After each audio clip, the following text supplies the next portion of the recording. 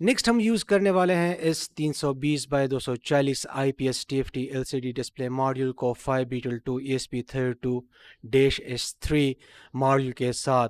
ये जो display module है ये सपोर्ट करता है SPI 4Y कम्युनिकेशन मोड और इसके साथ साथ ये GDI पोर्ट भी है इस पे।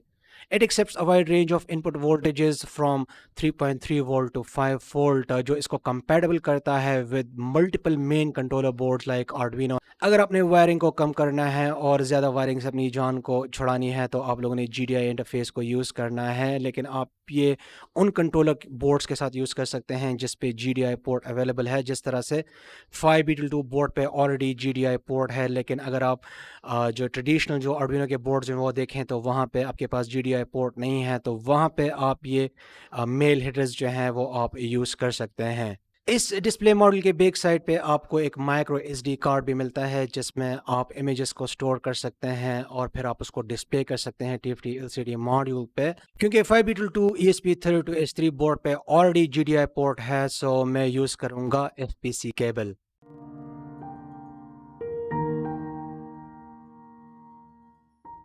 एनीवे जैसे कि आप देख सकते हैं LCD जो है मैंने कनेक्ट कर ली है और नेक्स्ट अब हम Arduino IDE में रिक्वायर्ड लाइब्रेरी को इंस्टॉल करेंगे। सो while your Arduino IDE is open, आप लोगों ने स्केच के मेन्यू में जाना है, वहाँ से इंक्लूड लाइब्रेरी में और फिर आप लोगों ने क्लिक करना है a.zip लाइब्रेरी पे।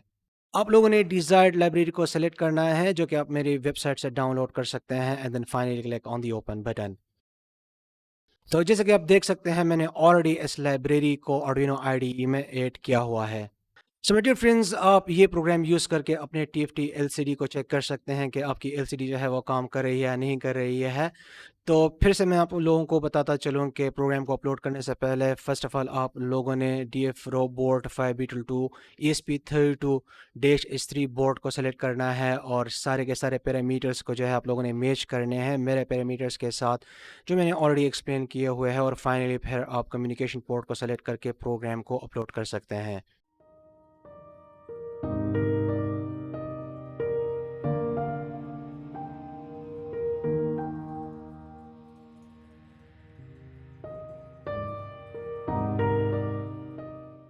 तो जैसे कि आप देख सकते हैं जो TFT LCD है ये काम कर रही है।